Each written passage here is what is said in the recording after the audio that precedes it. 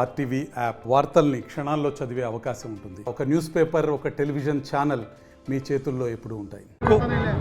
కోటి సంతకాల సేకరణ కార్యక్రమంలో ఈరోజు యూత్ అధ్యక్షుడు ఆదిత్య వాళ్ళ ఆధ్వర్యంలో, నాగేంద్ర ఆధ్వర్యంలో 7 రోడ్ సర్కిల్లో కోటి సంతకాల సేకరణలో ఈరోజు ఇక్కడ పెట్టడం జరిగింది ప్రోగ్రాం. నిజంగా రాష్ట్రంలో 17 మెడికల్ కాలేజీ కేంద్రం నుంచి తీసుకొస్తే ప్రజలకి అందుబాటులో ఉన్న కొన్ని డిపార్ట్మెంట్స్ ప్రభుత్వమే నడపాల్సింది పోయి ప్రైవేట్ ఫరం చేయడం అనేది చాలా ఘోరమైన పరిస్థితి. నిజంగా జగన్మోహన్ ఎంతో మంచి ఉద్దేశంతో 4.5 కోటి జనాభాలో 17 మెడికల్ కాలేజీ వస్తే దాని అనుసంధానంగా సూపర్ స్పెషాలిటీ హాస్పిటల్ వస్తాయి, ప్రజలకందరికీ మెరుగైన వైద్యం అందేదానికి అందుబాటులోకి వస్తాయని చెప్పేసి ప్రైవేట్ మెడికల్ కాలేజీని 7 మెడికల్ కాలేజీ పూర్తి చేసి జాతికి అంకితం చేసిన వ్యక్తి జగన్మోహన్ గారు.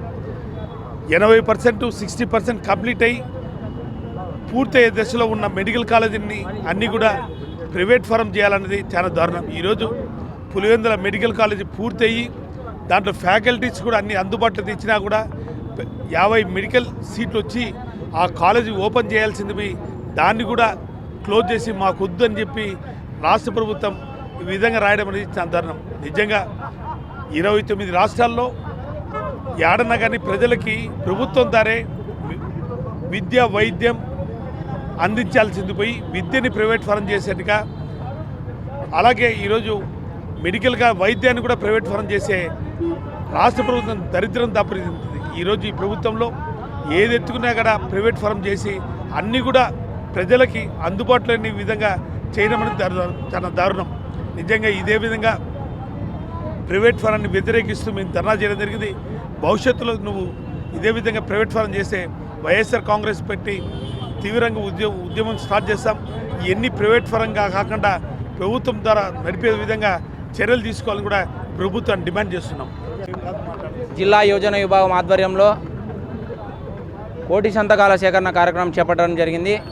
ఈ కార్యక్రమానికి ముఖ్య అతిథిగా మేయర్ సురేష్ బాబు గారు, అలాగే మాజీ ఎమ్మెల్యే అమ్జద్ బాషా గారు రావడం జరిగింది. నిజంగా ప్రభుత్వ మెడికల్ కాలేజీలని ప్రైవేటీకరణం చేయడం నిజంగా దారుణం. ఎందుకంటే ఇంతవరకు మన రాష్ట్ర చరిత్రలో కానీ దేశ చరిత్రలో కానీ ఎక్కడే కానీ ప్రభుత్వ మెడికల్ కాలేజీలు ఈ విధంగా ప్రైవేటీకరణ చేసిన చరిత్ర లేదు. 2017లో కేంద్రం నుంచి దాదాపు 92 కాలేజీలు మెన్షన్ అయితే అప్పట్లో కేంద్రంతో పొత్తులో ఉన్న ఇదే చంద్రబాబు నాయుడు గారు కనీసం ఒక్క మెడికల్ కాలేజీ కూడా తీసుకురాలేకపోయారు. అదే మా దైవం జగన్మోహన్ రెడ్డి గారు 2019 నుంచి 2024 వరకు 17 మెడికల్ కాలేజీలను తీసుకురావడం జరిగింది. దాని తర్వాత మళ్ళీ ఇప్పుడు ముఖ్యమంత్రి అయిన చంద్రబాబు నాయుడు ఇంకా జగన్మోహన్ రెడ్డి తెచ్చిన 17 మెడికల్ కాలేజీకి అదనంగా ఏదన్నా ఒక 5 or 6 తీసుకురావాల్సిన బాధ్యత అతనిపైన ఉంది. అది పక్కన పెట్టేసి ఉన్న మెడికల్ కాలేజీని ప్రైవేటీకరణ చేయడం ఎంతవరకు కరెక్ట్ అని ఈ మీడియా ముఖంగా అడుగుతున్నా.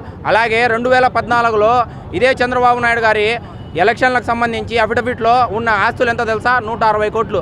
2019కి వచ్చేతలకే ఆయన ఆస్తులు ఎంత తెలుసా? 660 కోట్లు అక్షరాల గవర్నమెంట్కు ఆయన సమర్పించిన అఫిడవిట్లో. అంటే దీని ప్రకారం ఆయన ఆస్తులు పెంచుకోవడమే ఆయన లక్ష్యంగా పోతున్నాడే కానీ ఏమాత్రం మనకి ఆంధ్రప్రదేశ్ ప్రజల కోసం కానీ ఆంధ్రప్రదేశ్ కోసం కానీ ఎప్పుడు కూడా ఆయన పాటుపడిన చరిత్ర లేదు. ఉదాహరణకు తీసుకుంటే ఛత్తీస్గఢ్లో రీసెంట్గానే ఒక 15 రోజుల కింద ఛత్తీస్గఢ్లో ఉండే జనాభా 1,20,00,000 మాత్రమే. అలాంటి చోట కూడా 4 కాలేజీలను ఆ ప్రభుత్వము 1,300 కోట్లతో నిర్మించడానికి ముందుకు రావడం జరిగింది. ఛత్తీస్గఢ్ అనే ప్రాంతము మావోయిస్టుల ప్రాంతము, ఎంతో ఆర్థికంగా వెనుకబడిన ప్రాంతం.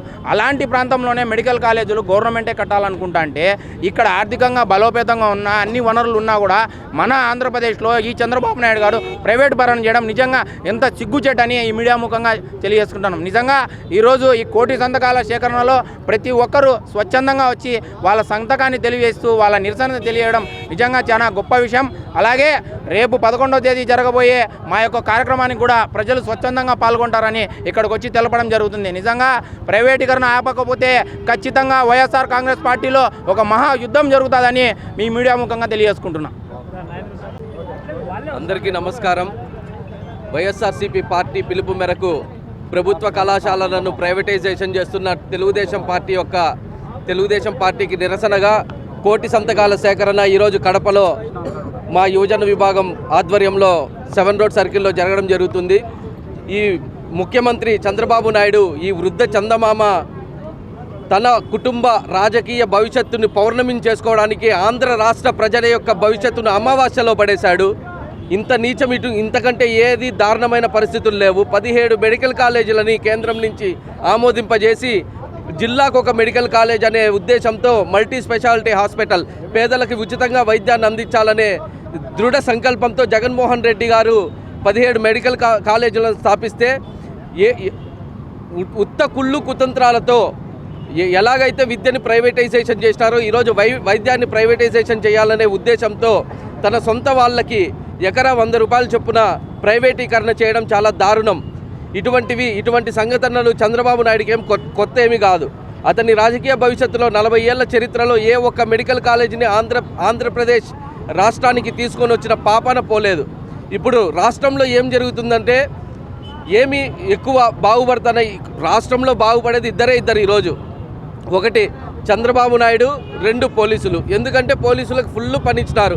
అక్రమ కేసులు పెట్టాలా, ప్రతి ఒక్క వైఎస్ఆర్సీపీ కార్యకర్తని ఇబ్బంది పెట్టాలి, చిన్న సోషల్ మీడియాలో పోస్ట్ పెట్టినా లోపలేయాలా, వాళ్ళని జైళ్ళకు పంపించాలా. ఇది తప్ప రాష్ట్రాన్ని డెవలప్ చేయాలా, రాష్ట్రానికి మంచి చేయాలనే ఉద్దేశము చంద్రబాబు నాయుడుకి కానీ కూటమి ప్రభుత్వానికి కానీ లేనే లేదు. ఈరోజు ఈ కోటి సంతకాల సేకరణ చూసుకుంటే ప్రతి ఒక్క నియోజకవర్గంలో, విశేషంగా ప్రతి ఒక్క కడప జిల్లాలో అత్యధికంగా నాకు తెలిసి కడప జిల్లాలోనే 1,00,000 సంతకాలు పూర్తవుతాయి. ఈ కడప నియోజకవర్గంలో కోటి సంతకాలు కాదు, మేము అనుకున్న ప్రకారం 1.5 కోటి సంతకాలు సేకరించి ఈ కూటమి ప్రభుత్వానికి వ్యతిరేకంగా నిరసన తెలియజేస్తాము. మేము రాబో కాలంలో చేయబోవు అన్ని కార్యక్రమాలని మరిన్ని వీడియోస్ కోసం ఛానల్ ని సబ్స్క్రైబ్ చేయండి. లేటెస్ట్ అప్డేట్స్ కోసం వాట్సాప్ ఛానల్ ని ఫాలో చేయండి. అండ్ లింక్ డిస్క్రిప్షన్ లో ఉంది.